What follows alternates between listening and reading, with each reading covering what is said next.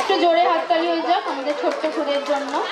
আর আমরা খুবই দুঃখিত গানটা মাঝে মধ্যে থেমে যাওয়ার জন্য, এটা আমাদের মিউজিশিয়ানদের ফল্ট নয়। ওনার